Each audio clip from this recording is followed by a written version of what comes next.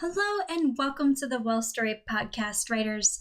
My name is Kristen Kiefer, and this podcast is where I translate articles from the Well-Storied blog into audio so you can listen in on the go. If you don't know, Well-Storied is where I share articles and tools and resources to help you craft sensational novels and build your very best writing life.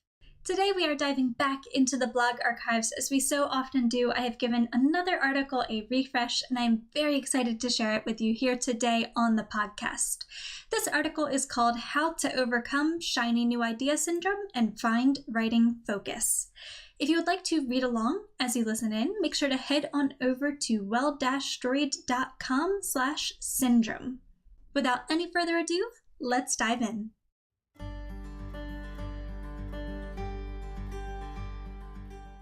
How to Overcome Shiny New Idea Syndrome and Find Writing Focus. Are you easily distracted by new story ideas? There is a reason it took me over 2 years to finish a first draft of my first novel, and that reason is shiny new idea syndrome. Every several thousand words into my book, I'd conjure up a new way to tell the story and scrap everything I'd written to start fresh, convinced that my new idea was better than the last. Sound familiar, writer?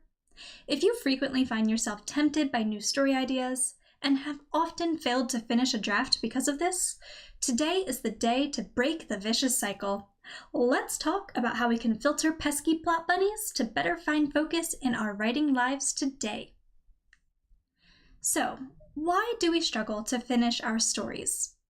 In the Western world, we idealize art as all-consuming.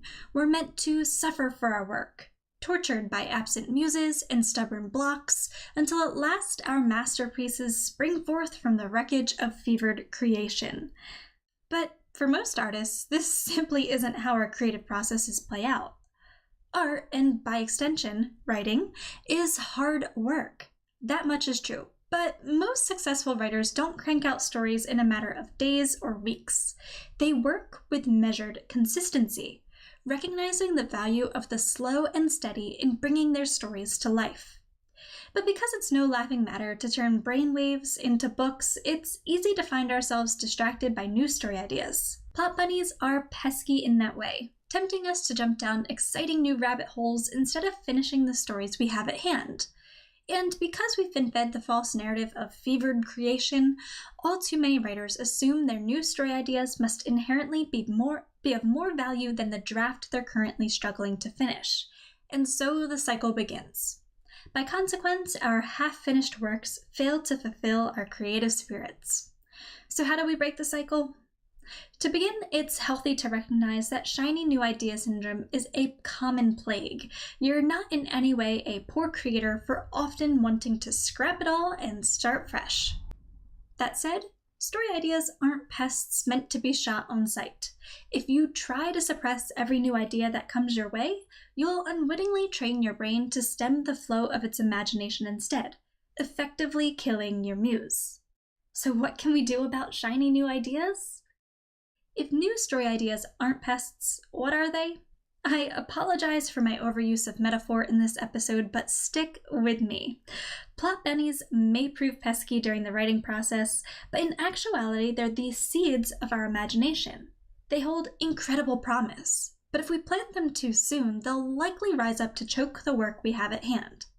Instead, we need to store our seeds until their proper planting season, nurturing our imaginations while pruning their output. How a writer goes about storing shiny new ideas for later use is, like many parts of the writing process, a personal choice. There's no one right answer here. Personally, I keep a special file on my computer that houses any and all new story ideas that come my way. If I conjure any details about these ideas during my free time, I don't hesitate to add that info to my special file. Again, it's not a good idea to suppress the seeds of our imaginations. That said, I also resist the urge to actively research or pre-write these new ideas in any way. I already have a story to write, and I recognize the value in honoring that.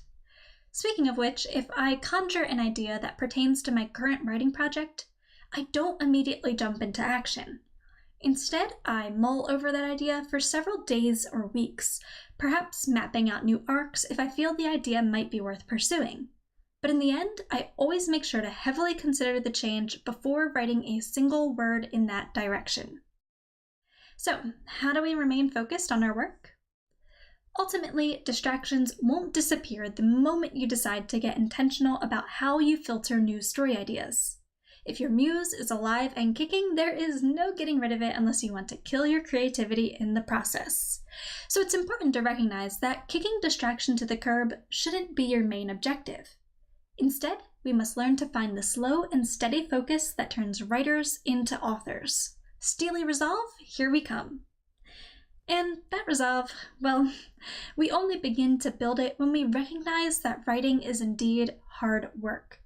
It's okay to not enjoy certain parts of the writing process. You won't be the first writer to like having written more than the act of writing itself. I am right there with you. And so we recognize that writing is hard work. Then find the best way to get that work done. If an unrelenting work ethic isn't woven into your DNA, here are a few tips for finding focus ASAP. Tip number 1, get real about your writing schedule. If you want to write with any consistency, you need to make writing a priority in your life. This doesn't mean you must drop everything to build a daily writing habit. Consistency over the long term is of much more value than racking up a daily writing streak, no matter what some writers say. Figure out what your weekly schedule looks like. Not the ideal version, but the reality. Then search out the pockets of writing time that are currently available to you. If you don't see any, look again. You may just be surprised to learn where your time is going. Looking at you, Netflix. Tip number 2, explore motivation hacks. Nearly every writer I know faces resistance when sitting down to write. The blank page can be one intimidating bastard, not to mention an 80,000-word manuscript in need of editing. If you're struggling to overcome that initial hurdle, it's time to employ a motivation hack or two. Here are some quick ideas. Try writing sprints, setting a 10, 20, or 30-minute timer and working until it buzzes.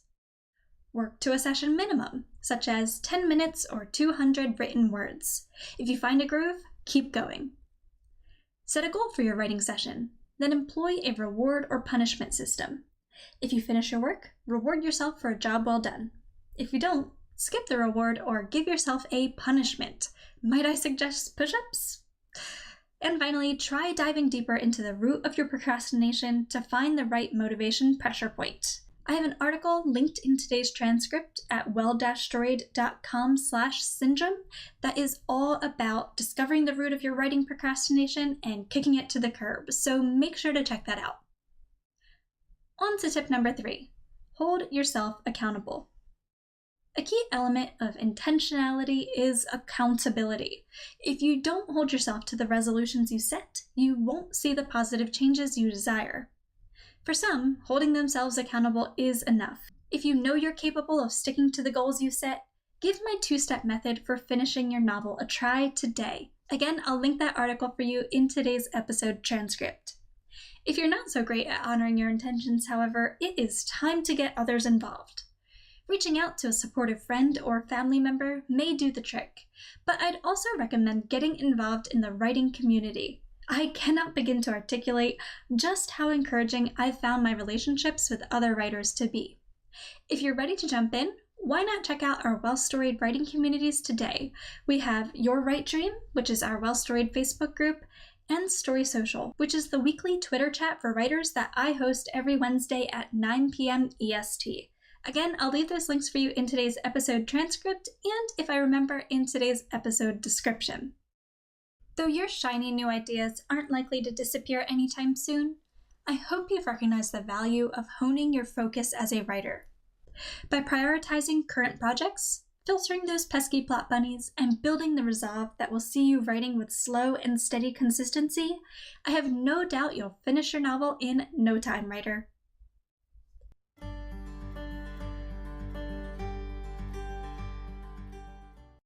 Whew, writers, I hope you enjoyed today's episode. Like I said at the top of our episode here today, shiny new idea syndrome is something that plagued me all throughout the early years of my writing.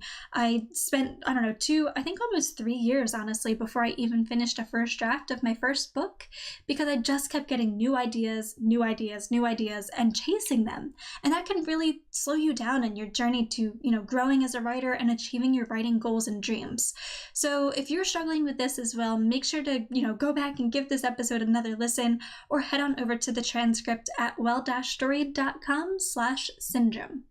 If you enjoyed today's episode, make sure to go ahead and subscribe to the podcast and to give this podcast a quick rating or review.